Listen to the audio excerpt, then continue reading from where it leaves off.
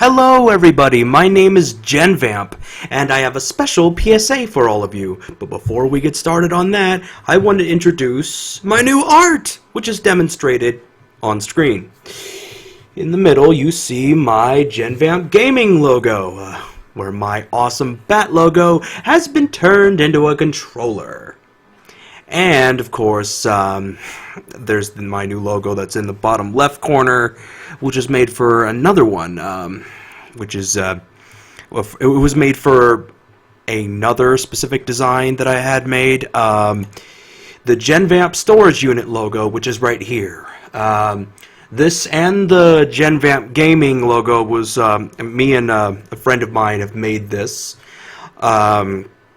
His name is Y-Boy. He also... I had his help, and I couldn't have done it without him. Special thanks to Y-Boy of Cartoon Corner, who I worked on, I worked with to create these logos. You can check out his channel and his website, which are both linked in the description of this video.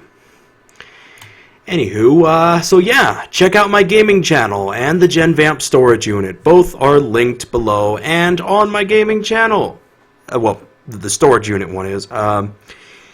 Anyway, on with the subject of the PSA today, which is the subject of... Sorry if I'm yammering on, I have a lot that I want to talk about, and a little bit... I have a lot on my mind. I'm sorry about that. But anyway, the point is...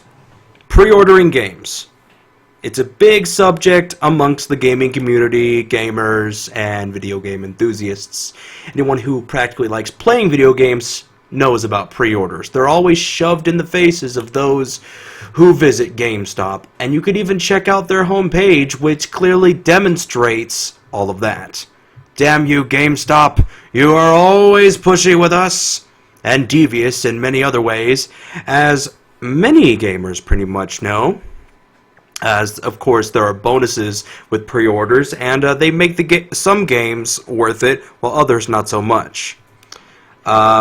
Really, the bonuses are just basically a way to pull in more people to buy the game, but you know, that's just one of the things that to keep in mind. It also depends on whether the DLC is worth it, but anyway. One thing to also know is that Jim Sterling, as well as the likes of TotalBiscuit and Boogie2988, have all urged their viewers to stop pre-ordering games, especially indicated by this this video title right here. Please stop pre-ordering games. Well, with that in mind, we all know that we have, well, not all of us, specifically talking about those who enjoy their favorite video games. We as gamers and fans of specific video games have our favorites, and we know what we want and what we don't want.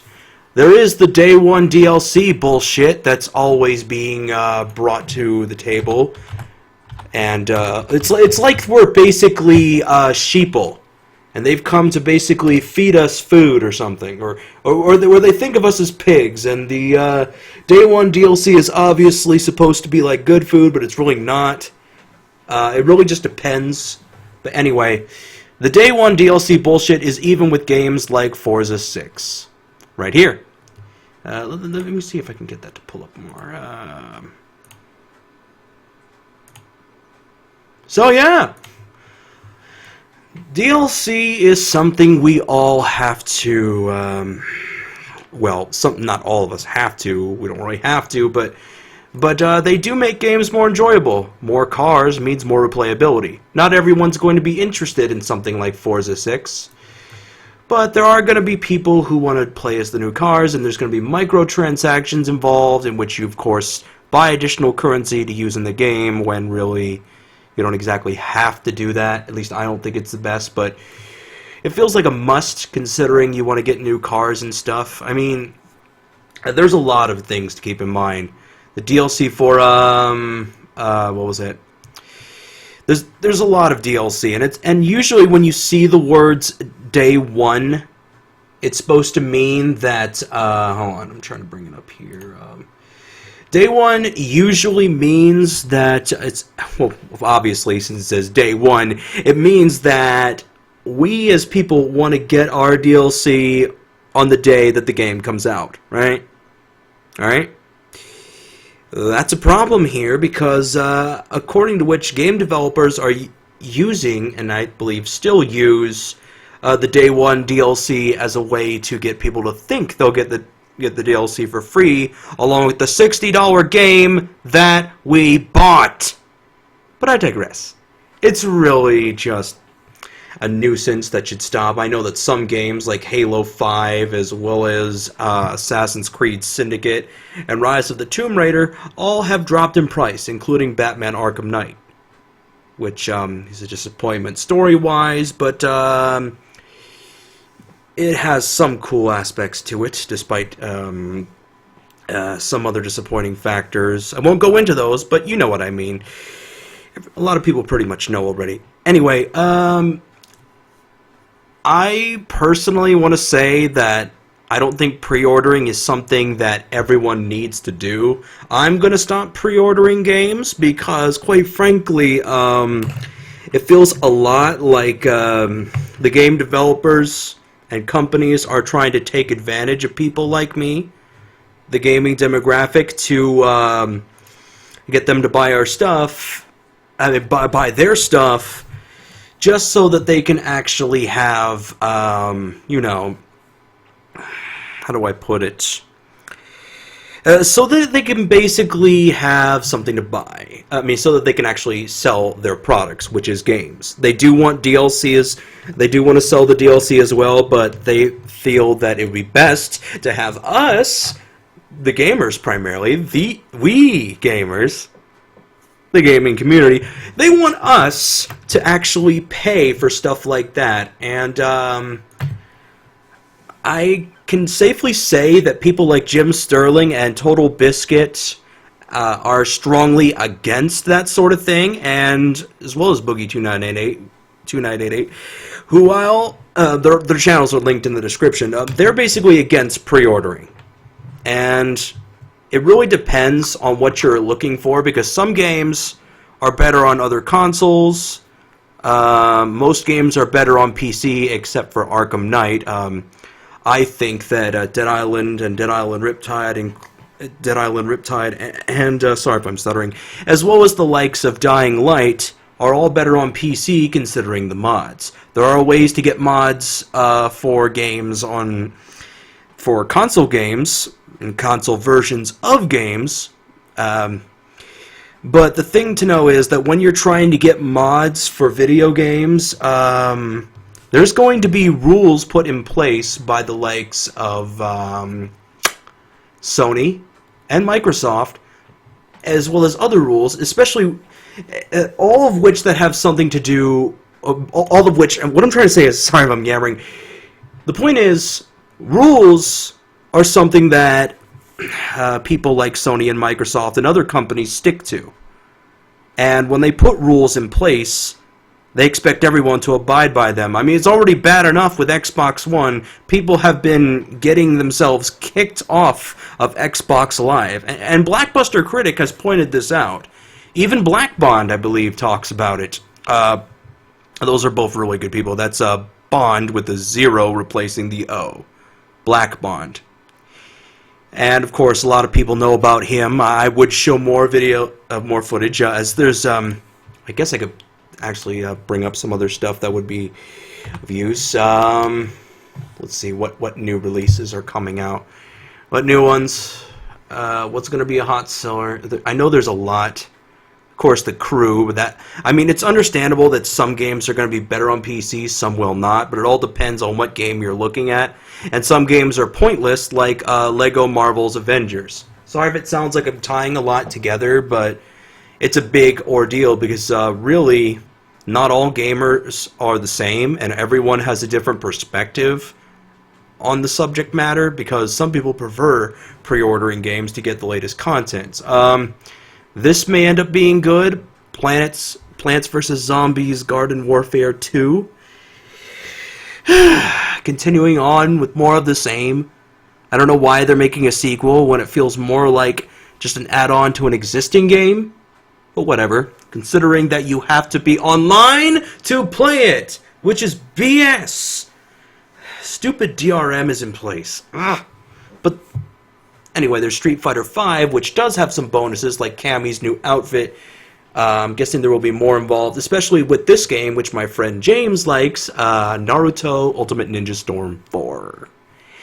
Now, one thing I could say, adding in pre-order bonuses is good, but at the same time it's also bad, because what about the people who are not going to be pre-ordering shit?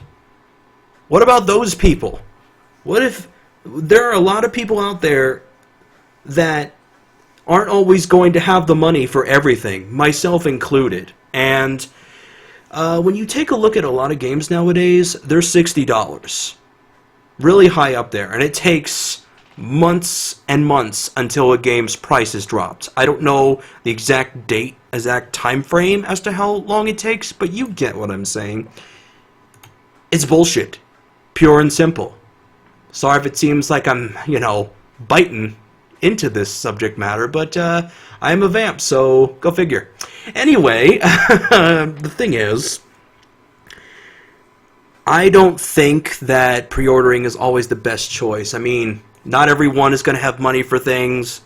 Some people who after paying off whatever said game after they pre-order it and get it on the day it comes out or whatever, and some of us actually have gotten ripped off. I mean, if for any of you who've actually found out recently, let me go ahead and just go onto my Facebook real quick, because I want to bring up a specific article to all of you. Let me go ahead and go there. I'll go in my group, which is also linked in the description. All right. Where are you? Okay. This piece of information right here, according to which Mighty Number 9, that Keiji Inafune created, has been delayed. Again. Sounds to me like this might end up turning into another Duke Nukem Forever, because yes, we so enjoyed that game, didn't we? The wonderful guilty pleasure that it was. I mean, that's really what it is. I mean, it's something that I think is going to be bad, because with pre-orders, when you pre-order something, generally depending on what day it comes out, you of course have to be looking at release dates, as we all do, and that's where we get to thinking about, let's see here, I'm just checking my notifications real quick. Okay, nothing there. Moving on. Now, let's take a look at PS4 and see what new games are coming out. Of course, there's the North America, Japan, and Europe releases, but I digress. More releases. I live in the US, so we'll go with North America. And as you can tell, certain games are coming out on certain dates. Some are coming out more on the same day. But the thing is, the reason why I'm showing this is because generally when you pre-order something, it's not always going to be on said date. Like, let's see, January, February, May, January, March, April, May 3rd, or the likes of August 23rd. Yeah, you can see that games aren't always going to come out on the day that they say they are. We all know what happened to the likes of we all know what happened with Duke Nukem Forever, and there were other games that got pushed back. And you can see how that's a disappointment. So, really, we should be saving our money and waiting until the game is officially out and then going to get it, because no matter what, games are always going to be available. And that is why I stress this message to stop pre-ordering games, because we never know if a game is going to be totally worth it or not. Because if it's not worth it, you'll feel like you've gotten ripped off. Let's take a look here. Granted, there are some games coming out that actually look like they might be fun, even though Lego Marvel's Avengers is just the same sort of content that they could have, or possibly just put into Lego Marvel Superhero. So what's the point of that game? That's a pointless game. Stupid. It's like Saints Row 4 all over again. Considering all the quirks and DLC and stuff for that game is something that could have been added on to 3. Because it was so, off the walls and freaking insane. Anyway, then you got fucking Plants vs. Zombies Garden Warfare 2, yeah, that's coming out on this. Yeah, that's gonna be great. Mega Man Legacy Collection, even though it's already on Steam! Which, of course, it plays very well. I've played that. Far Cry Primal. That's also going to be on Steam, and PCs allow you to be able to actually have a lot more fun, have a lot more freedom, allow you to cheat if you want, because cheats aren't always going to be available for every game, but sometimes that actually helps in some regards, but there's also modding, which is another aspect that makes certain games a lot more fun, like in the case of Brutal Doom. Speaking of which, I need to finish that. Anyway, let me see what else. Quantum Break. I don't know what to say about that one. It might be fun. I'll rent that one when it comes out. Dark Souls 3. Never got into the series. But I'll give it a rent, I guess. I don't know. I'll probably just play the PC version. Mafia 3. I don't know about that one. Battleborn. That is an online-only game, just like Destiny, so it could be a disappointment, especially since it's been taking a long time to get done. Mirror's Edge Catalyst, don't give a shit. Homefront: The Revolution, still don't give a shit. Don't care about those 2 games. Hitman, don't care, even though I need to finish Absolution. If my game capture would stop screwing up! Damn it. Anyway. But I digress. Naruto Shippuden, Ultimate Ninja Storm 4, yeah, my friend wants that. James wants that. Big shout out to James. You're awesome. Neverwinter Underdark. Underdark? That sounds really silly. Not, okay, instead of under, it's like above, not above dark, underdark. I don't even know how that's even possible, but whatever. Crinkle Crusher. Crinkle Crusher? What's that about? I'm just going to guess right now as to what this may be about before I click it open. I know this seems like filler and I'm going a little bit off topic, but I'm trying to make this fun a little bit. Crinkle Crusher. I'm guessing it's probably about Santa Claus going to war with Dunkin' Donuts, or Dunkin' Donuts trying to rule the world, or Winchell's Donuts carrying out their conquests and ruling the donut industry. Anyway, let's see what it's actually about. Oh, an action castle defense game where you cast element spells to defend your kingdom from the twisted and hungry creatures called Crinkles. After several generations of peace, they happen to come back exactly when the ancient tree bears its first fruits in centuries, and of course a cake was made from it. Oh yeah, that's possible. Then there's games like Escape, The Escapists, Night Squad, and Crinkle Crusher. All these games right here look a lot like they're Steam games. They're probably going to show up on Steam or GOG. And that's another reason why I'm stating that pre-ordering games is good but bad. It's good. It's somewhat good, considering that depending on what game you're pre-ordering may actually be worth getting. But not every game is going to be something you like. Sorry if that seems a bit harsh to say, but you never know what you're getting into. I mean, some people didn't like GTA 5 or fell out of it entirely. Not everyone's going to buy into something that's popular. Just because it's popular doesn't mean it's going to be satisfying to you. You who's watching this video. You'll know what I'm saying. Then there's the likes of Final Fantasy. I'm not a fan of the series, but I heard that it's good. But why don't we actually get this game when it comes out?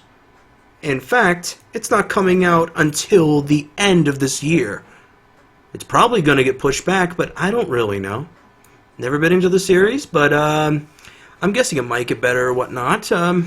Some games just need to be cheaper. Like you, Bloodborne, even though you're hard as shit. I still want to play you, even if you're hard as shit. Shit fucking hard. Anyway, let's see. Pokemon Platinum version. Okay, these are all really interesting. Skyrim I want to get for PC.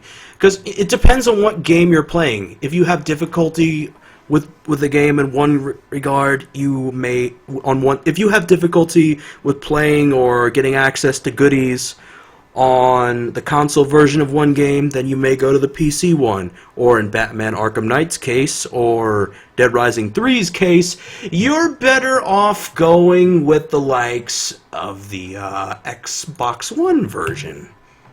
Now, of course, TotalBiscuit has done a video on that, and I will get around to it.